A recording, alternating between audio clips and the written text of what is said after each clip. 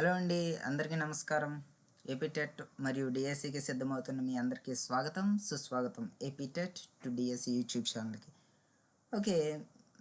విజయం అనేది మనకి ఎప్పుడు కూడా ఏ ఒక్క రోజులోనే వచ్చేది కాదు.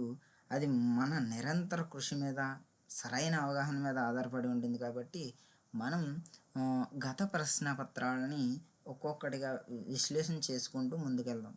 అయితే ముఖ్యంగా మనం ఈరోజు సైకాలజీలో 2025 11 డిసెంబర్ షిఫ్ట్ 2లో జరిగినటువంటి పేపర్లో వచ్చిన మొదటి క్వశ్చన్ని మనం ఈరోజు ఈ వీడియోలో విశ్లేషణ చేసుకుందాం. సరే, ముందుగా ప్రశ్న ఏంటో చూద్దాం. ఓకే. కింది వానిలో అభ్యసనగా పరిగణించగలిగే మార్పు ఏది అని మనకి ప్రశ్న రావడం జరిగింది. దీనికి మనకి 4 ఐచ్ఛికాలు ఇచ్చారు. అవేంటి? వ్యాధి, మత్తు పదార్థాల వల్ల కలిగే మార్పు, వ్యాధి, అలసట వల్ల కలిగే మార్పు, అనుభవం, శిక్షణల వల్ల కలిగే మార్పు, అలసట, మత్తు పదార్థాల వల్ల కలిగే మార్పు. ఇలా మనకి 4 ఆప్షన్లు ఇచ్చారు. ఇందులో సరైన సమాధానాన్ని మనం గుర్తించాలి కదా. అంటే ఇక్కడ మనకి ప్రశ్నలో ఇచ్చినట్టుగా అభ్యసనం అంటే ఏంటి? అభ్యసనం అంటే ఏంటి? ఏదైనా ఒక కొత్త విషయం నేర్చుకోవడం అని అనుకుంటాం మనం. యాక్చువల్గా అభ్యసనం అంటే మనం నార్మల్గా ఏమనుకుంటాం? ఏదైనా ఒక కొత్త విషయం నేర్చుకోవడం అనుకుంటాం. కానీ సైకాలజీ ప్రకారం మనం ఇక్కడ అభ్యసనం అంటే అనుభవము లేదా శిక్షణల వల్ల కలిగే మార్పుగా మనం గమనించాలి. ఓకే. ఈ అనుభవం, శిక్షణల వల్ల కలిగే మార్పు ఎలా ఉంటుంది? దాదాపు శాశ్వతమైనదిగా ఉంటుంది. దీన్నే మనం అభ్యసనం అని అంటాం. అయితే ఇక్కడ మనకి అనుభవం, శిక్షణల వల్ల కలిగే మార్పు అనేది మనకు 3 ఆప్షన్లో ఇచ్చారు కాబట్టి ఇదే మన ప్రశ్నకి సరైన సమాధానంగా గుర్తించవచ్చు. అయితే ఇక్కడ 1, 2, 4 అనే ఆప్షన్లో ఎందుకు సరైనవి కాదు అని మనం గుర్తించగలిగితే మనం ఇంకా ప్రశ్నలో లోతైన అవగాహనని పెంపొందించుకోవచ్చు కదా. అయితే ఇక్కడ 1, 4 చూడండి. ఇక్కడ 1, 4 ఆప్షన్లో చూస్తే మత్తు పదార్థాలు. ఇక్కడ చూడండి, మత్తు పదార్థాలు. అసలు మత్తు పదార్థాల వల్ల కలిగే మార్పు, మత్తు పదార్థాలు ఎప్పుడు ఇస్తారు మనకి? ఏదైనా ఆపరేషన్ చేసినప్పుడు, ఇటువంటి అనారోగ్యంగా ఉన్నప్పుడు మనకి ఇస్తారు. అయితే ఈ మత్తు పదార్థాలు తీసుకోవడం వల్ల మన ప్రవర్తనలో మార్పు అనేది రావడం సహజం. కానీ ఈ మార్పులు తాత్కాలికంగా మాత్రమే ఉంటాయి. ఎందుకు అంటే ఇప్పుడు మనకు మత్తు ఇంజెక్షన్ ఇచ్చిన తర్వాత కాసేపు అయిన తర్వాత మళ్ళీ మనం సాధారణ స్థితికి రావడం జరుగుతుంది కదా. అటువంటప్పుడు ఇది మార్పు అనేది కొంచెం సమయం మాత్రమే ఉంది కాబట్టి ఈ మార్పుని తాత్కాలికమైన మార్పుగా గుర్తిస్తాము. కాబట్టి మత్తు దిగగానే లేదా జబ్బు నయమైంది అనుకో, మళ్ళీ ఆ ప్రవర్తన మళ్ళీ మనకి సాధారణ స్థితికి వచ్చేస్తుంది. కాబట్టి దీన్ని మనం అభ్యసనగా పరిగణించలేం. కాబట్టి 1, 4 ఆప్షన్లు అనేవి సరికాదు.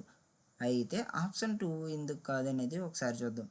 ఇక్కడ వ్యాధి, అలసట వల్ల కలిగే మార్పు అని ఇవ్వడం జరిగింది. ఇప్పుడు అలసట వల్ల మన పనితీరులో మార్పు రావచ్చు.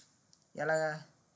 ఇప్పుడు ఏదైనా మనం పని చేసినప్పుడు కానీ లేదా ఎక్కువ దూరం నడిచినప్పుడు కానీ మనం ఏం చేస్తాం?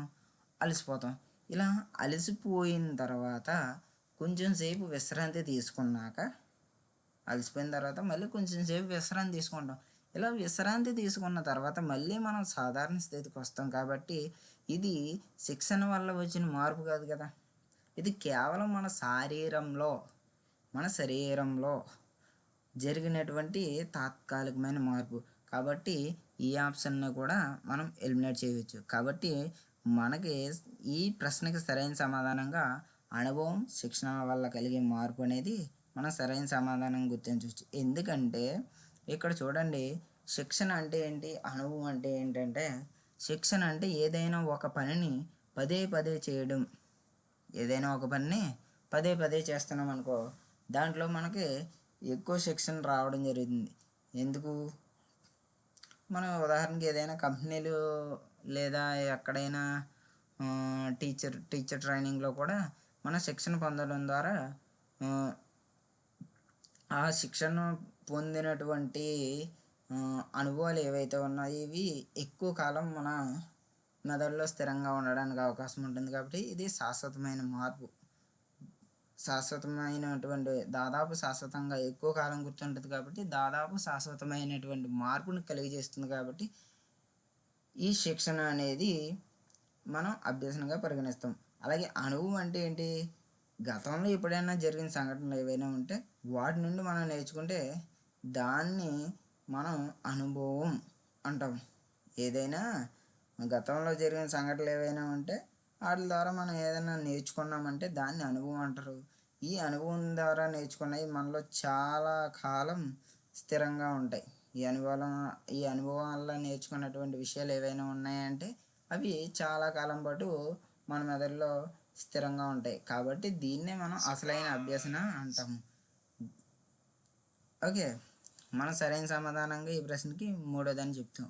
అయితే గుర్తుంచుకోండి మిత్రులారా, అభ్యసనం అంటే కేవలం చదవడం కాదు.